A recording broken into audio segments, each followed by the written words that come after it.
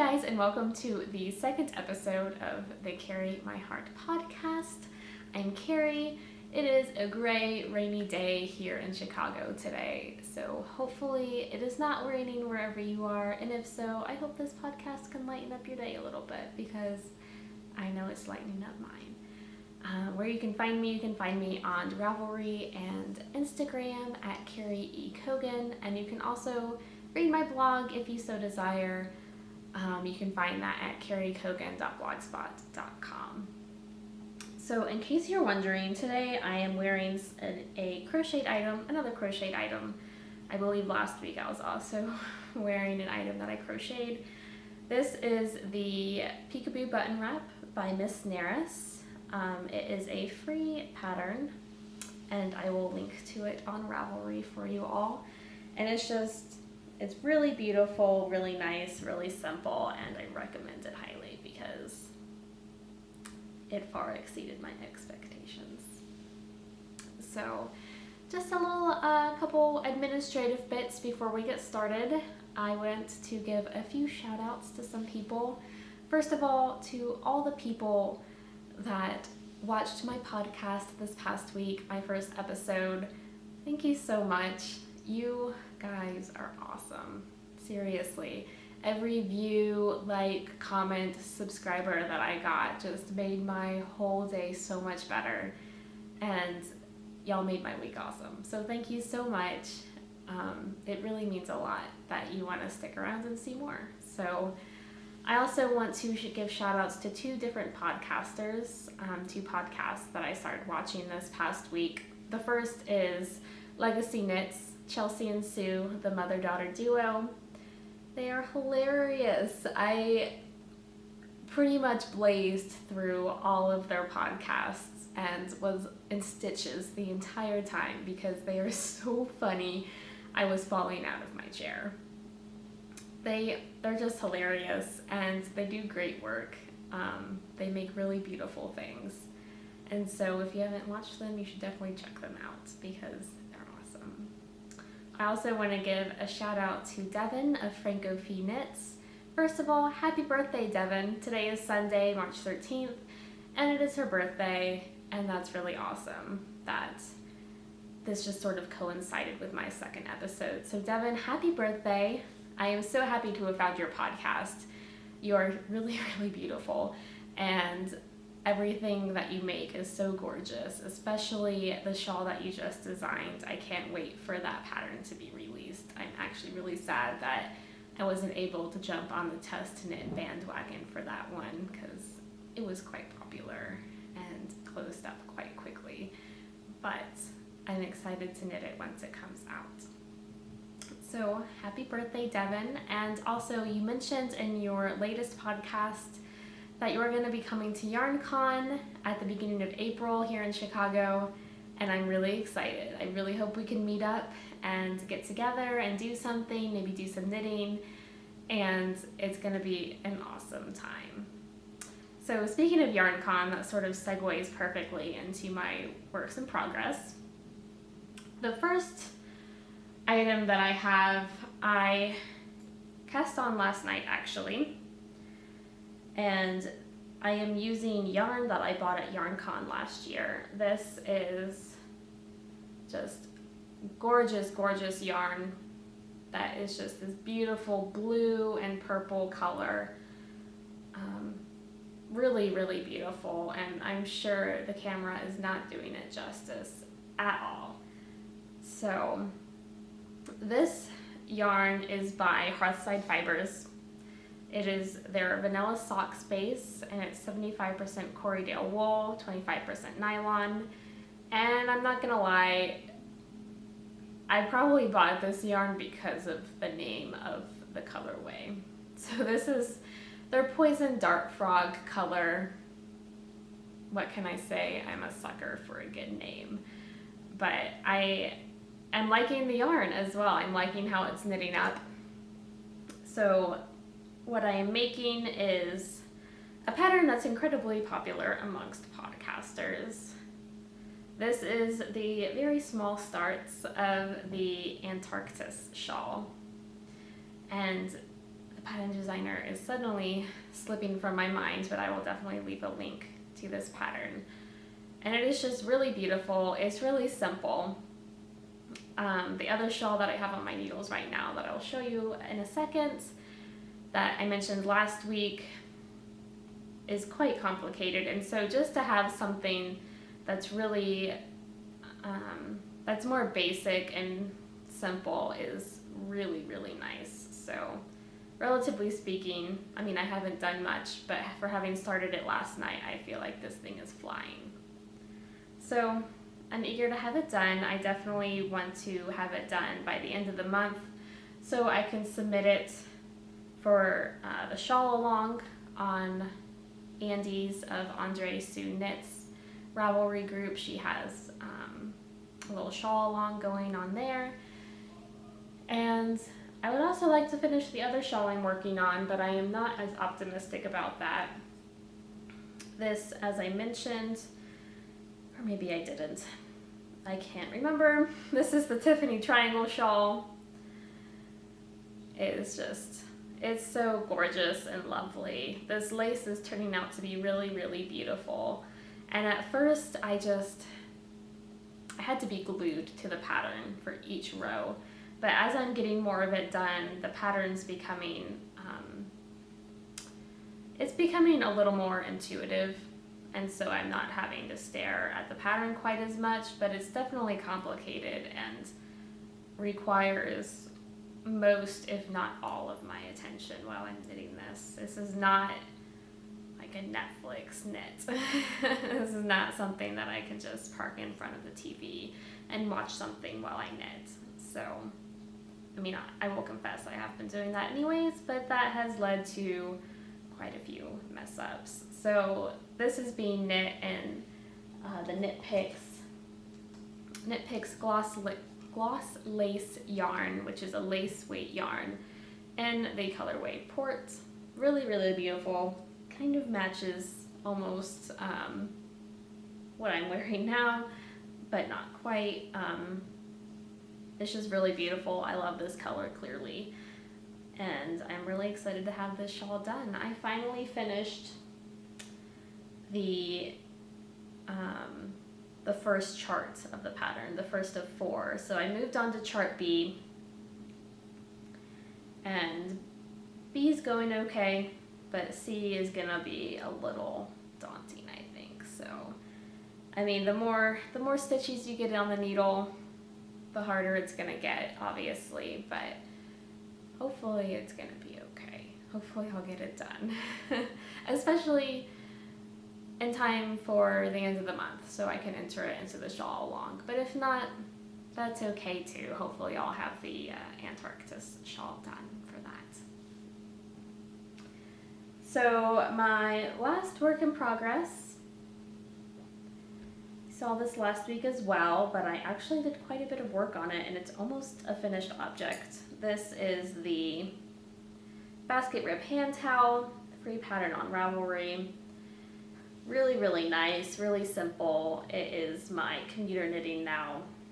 So every time I'm going to work, I bring it on the bus. Every time I'm going to school, I bring it on the train. So it's been working out because it really does not require a whole lot of attention. But it's still really pretty. And I love practical knits like hand towels.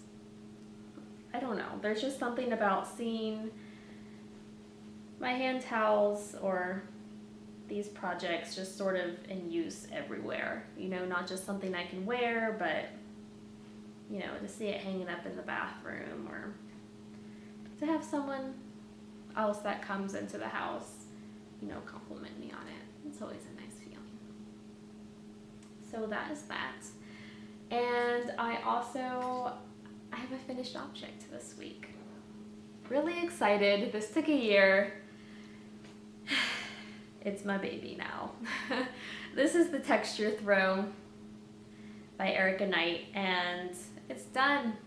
My blanket is done. I am so happy. It's all folded up, but it's taller than I am. It's probably about 65 inches long. it's at least 4 feet wide. It could be stretched out to cover the top of a queen bed. Not using it in that way, but it sort of gives you a general idea of the finished size. I definitely used more yarn than the pattern calls for, which is fine. I mean, I used up all the yarn that I bought, which was my intention. And this pattern is really, really simple to just make it longer. So it's really customizable in that way. You can really make it any size you want. And it's just a really enjoyable project to work on. It was really nice to just sit on the couch, especially on a cold day, because it's sort of sitting on your lap. It was a built-in insulator. So you could say I've been using this blanket for a year while I've made it, but officially just a few days now, and it's been awesome. I've been using it every night. So happy to have this done. This was knit in Knit Picks Wool of the Andes Bulky in the Beach Glass colorway. I don't have a lot left. I have 39 yards left of 137 yard hank. So I just twisted this back up and taped its little label back on. So not a lot left. Don't know what I'll use this for, but still gonna hold on to it because I can't part with yarn, no matter how small. So that's my only finished object, but I guess in a way you could say I finished something else this week. Moving on to spinning, I showed you all that I had some yarn on my drop spindle, some singles. That was my first ever attempt at spinning yarn, and I finally got enough onto the spindle to take it all off and apply it, and I have here for you my first ever mini skein of hand spun yarn, and I'm elated. I am so proud of this thing. It just makes me really happy.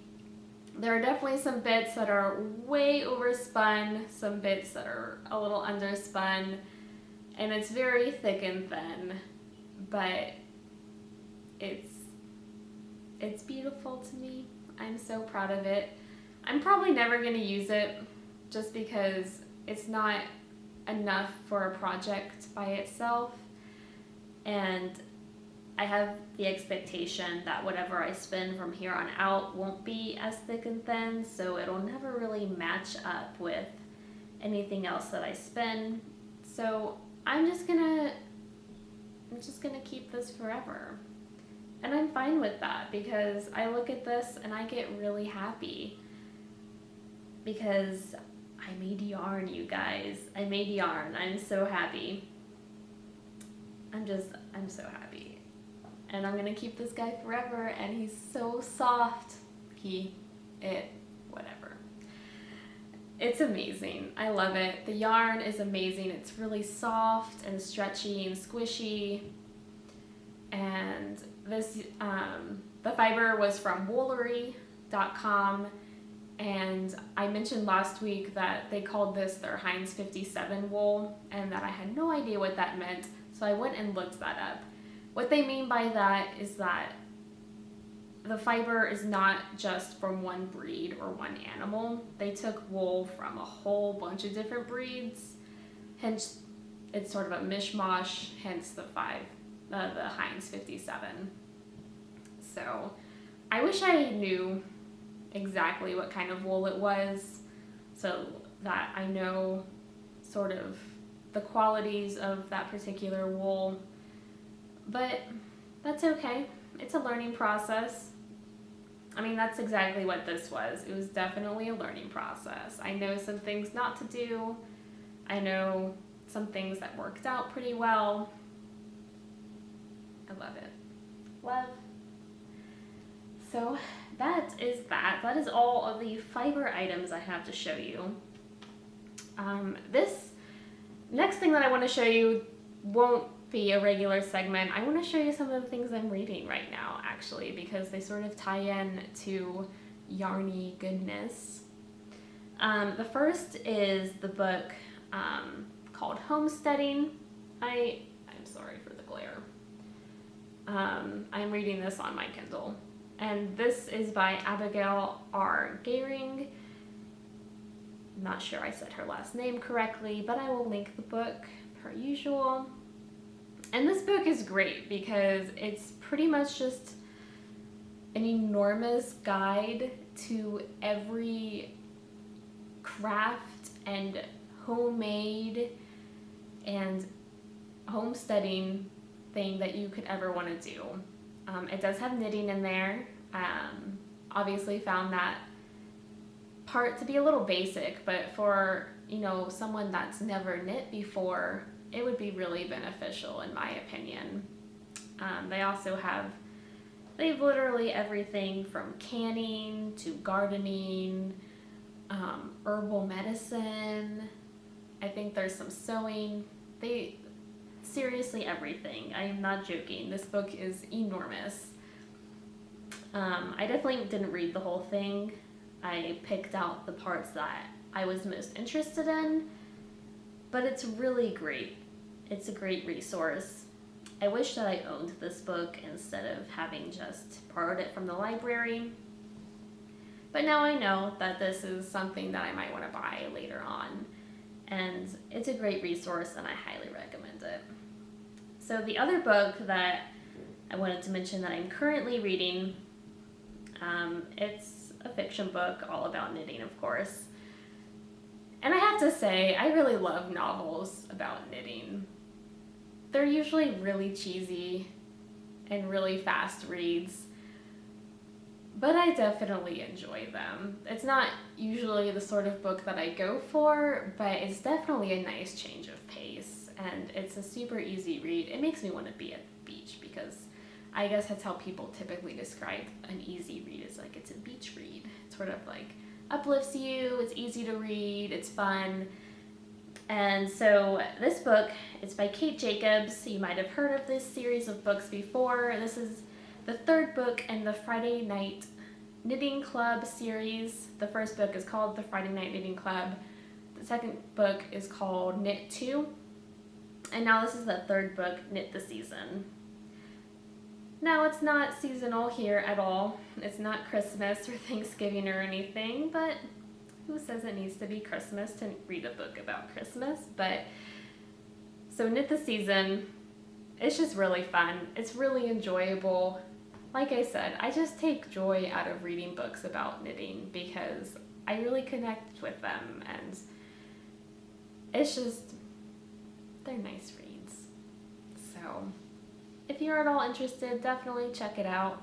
I also got this book from the library, and I'm a library dork. I love library books. So, and I honestly think, sorry, I'm looking at my notes here, and I think that's all I have for you this week. So thank you for joining in. I am so happy that you could join. I am so happy that you watched. You all make this worth it. I mean, this is really fun to do as it is, but I love this community of podcasters, and you guys are wonderful. So thank you so much. Thank you. Thank you, thank you, thank you. I really can't say it enough. So please tune in next time. I am gonna have an episode next weekend, I believe, and then I think the weekend after that is Easter, so I most likely will not have an episode then, but there will be one next week, so please tune in then. And until then, may your yarn be happy and may your tea be hot. Bye guys.